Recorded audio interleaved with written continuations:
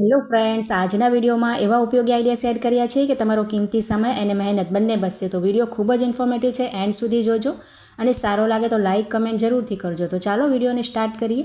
તો જુઓ, જ્યારે પણ આપણે ઝીણી સોયમાં દોરો પરવવા બેસીએ ને તો કોઈની મદદ લીધા વગર આપણે સોયમાં દોરો ન પરવી શકીએ. તો આજે હું તમને ખૂબ જ સરળતાથી સહેલાઈથી છે ને દોરો પરવવાની ઘણી બધી આઈડિયા બતાવીશ. સૌથી પહેલો જે આઈડિયા છે ને તેમાં આપણે કોઈ પણ વસ્તુની જરૂર વગર આપણે દોરો પરવી શકાય. જુઓ, આપણે જે પણ દોરો પરવવો હશે ને તેને આપણે આ રીતના હથેળીમાં રાખી દેવાનું અને ત્યાર પછી આપણે શું કરશું કે જે સોયનો નાકો છે ને તેને એકદમ દોરા ઉપર રાખવાનું અને આ રીતે હળવા હાથે આપણે તેને રબ કરવાનું, એટલે કે ઘસવાનું. તો જુઓ, દોરો છે ને ઓટોમેટિક સોયમાં આવી જશે. તમે ટ્રાય કરીને જોજો. હું તમને નજીકથી પણ બતાવું છું અને બીજી વખત પણ બતાવું છું. જુઓ, આપણે જરાક અમથું તેની ઉપર ઘસ્યું છે દોરા ઉપર અને દોરો સરસ આવી ગયો છે. જો બીજી બાજુ પણ તમને રાખીને બતાવું છું. જુઓ, આ રીતે પહેલાં દોરાને સેટ કરી લેવાનું અને ત્યાર પછી નાકાને હળવા હાથે આ રીતે કરશો ને તો 1 સેકન્ડમાં જ દોરો અંદર પરોવાઈ જશે. જુઓ, તમે જોઈ શકો છો. બીજી વખત પણ તમને નજીકથી બતાવ્યું છે. તો છે ને ખૂબ જ સરસ આઈડિયા. એક વખત જરૂરથી ટ્રાય કરજો અને સારો લાગ્યો હોય તો લાઇક જરૂરથી કરજો. એમાં છે ને આપણે આ રીતની જ બધી છરીઓ વાપરતા હોઈએ, પણ થોડાક દિવસ થાય તો તે પાણીમાં ધોતા હોય ને એટલે કટાઈ જાય અને તેની ધાર પણ છે અને બુઠ્ઠી થઈ જતી હોય છે. તો તેના માટે તમને એક સરસ આઈડિયા બતાવું છું. જો આ રીતના આપણે લીંબુની ફાડ લઈ લેવાની. જો હમણાં જ મેં વાપર્યું છે લીંબુ. અને ત્યાર પછી આ સાજીના ફૂલ છે ને, એટલે કે ખાવાનો સોડા પણ કહેવાય, તે આપણે 5 ચમચી જેટલું તેમાં જ આપણે નાખી દેવાનું લીંબુ ઉપર જ. અને આને છે ને આપણે છરીને સરસ ઘસી લેવાની. જુઓ, તો બધો તેનો કાટ પણ દૂર થઈ જશે, કટાયું હશે તે પણ, અને સરસ તેમાં ચમક આવી જશે. છરી જો આ રીતે સાફ કરી નખાય તો આપણે માંજવાની પણ જરૂર નહીં પડે તમારે, અને પાણીનો ભાગ લાગશે નહીં એટલે છરી આપણી કટાશે પણ નહીં અને સરસ રહેશે. જુઓ, તો અહીંયા સાફ કરીને હું તમને બતાવું છું. તેનું રિઝલ્ટ પણ ખૂબ જ સરસ આવશે. ત્યાર પછી આપણે આ રીતે એક સૂકું રબર લઈને આ રીતે ઘસી નાખવાનું, તો તેની કાળાશ પણ નીકળી જશે અને કટાયેલું હશે તે પણ નીકળી ગયું છે. જુઓ, અને ચમક પણ તેમાં આવી જશે. અને જો તમારી આ છરીની ધાર બુઠ્ઠી થઈ ગઈ હોય ને કોઈ પણ છરીની, તો તેના માટે આ રીતે આપણે કાચનું કપ લઈ લેવાનું. જુઓ, આ રીતે કાચની કોઈ પણ વસ્તુ હોય ને, ગ્લાસ હોય કે પછી બોટલ હોય કોઈ, તો તેને લઈને આ રીતે આપણે ઘસવાનું. તો એનાથી તેની ધાર એકદમ તેજ થઈ જશે. આપણે એકદમ નવી લીધી હોય ને એ રીતના થઈ જશે. તમે ટ્રાય કરીને પછી જોજો. બેડશીટને આપણે ફોલ્ડ કરવા માટે શું કરવાનું, આ રીતે પહેલાં ચોરસ વાળી લેવાની અને આ રીતે એક બાજુનો છેડો છે ને નીચે આપણે ફોલ્ડ કરવાનો. જુઓ, ઉપર નથી કર્યો, નીચે કર્યો છે, થોડો કમથો કર્યો છે. અને ત્યાર પછી સરખું કરી લઈશું. અને હવે આપણે શું કરવાનું, બંને બાજુ છે ને બંને બાજુથી આપણે એક એક વખત વાળવાનું. જુઓ, એક વખત આ બાજુથી વાળી લીધું છે અને તેની ઉપર જ આપણે બીજી વખત પણ વાળી લેવાનું. જુઓ, અને સરખું આ રીતે કરી લઈશું. હવે આ રીતે થઈ જશે ને પછી આપણે નીચેથી એક વખત ફોલ્ડ કરવાનું, સરસ ફિનિશિંગ આવે એ રીતે, અને ફરીથી તેની ઉપર જ આપણે બીજી વખત ફોલ્ડ કરી દેવાનું.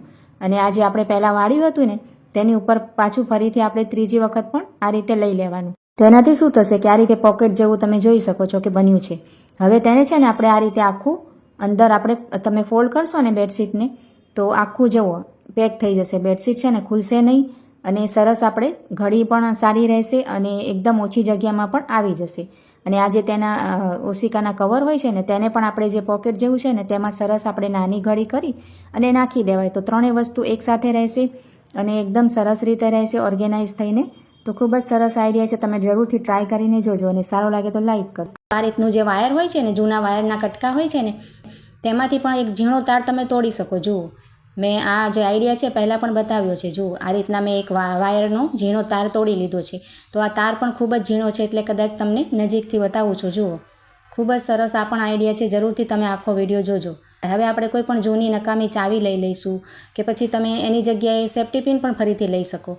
અને જે સેફ્ટી પિન હોય ને અથવા તો ચાવી હોય ને તેના નાકા ઉપર, એટલે કે એકદમ ધાર ઉપર રાખવાનું તાર, અને એને આપણે સેલો ટેપથી ફિટ કરી દેવાનું. તો આ પણ એક સરસ ટૂલ બનીને તૈયાર થઈ જાય. આને પણ આપણે સોય દોરાને ડબ્બામાં રાખીએ તો ક્યારેક પણ એકલા હોય અને દોરો પરવો હોય તો કોઈની મદદ લીધા વગર સરળતાથી દોરો પરોવી શકાય. જુઓ, હવે તેને વાળી અને તેમાં આપણે સોયને નાખશું. જુઓ, આ રીતે ઝીણી સોય અહીંયા લીધી છે. જુઓ, તમને નજીકથી પણ બતાવું છું.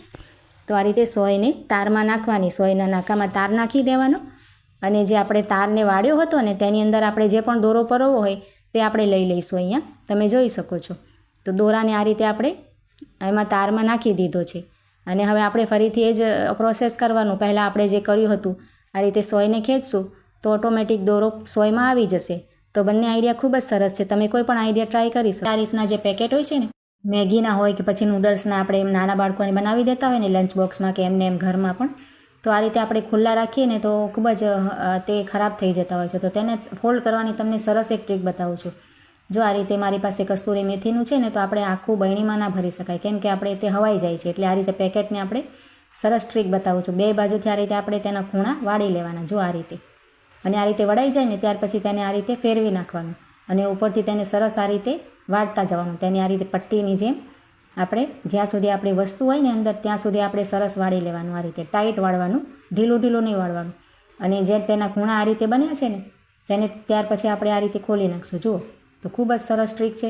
આપણે આ રીતે તમે રાખશો ને પેકેટને તો તમારી વસ્તુ પણ ઢોળાશે નહીં. એમાં આપણે લગાવવા માટે કોઈ ક્લિપની જરૂર નહીં પડે. એમને એમ તમારો પેકેટ એકદમ સીલ પેક થઈ જશે. જો આ રીતે આપણે કરી નાખવાનું. ત્યાર પછી તમે જોઈ શકો છો ને વિડીયોમાં એ જ રીતે. જુઓ તો આપણું પેકિંગ થઈ ગયું છે. નાના બાળકોને ચિપ્સ કુરકુરેના પેકેટ પણ આ રીતે આપણે કરી શકાય. જુઓ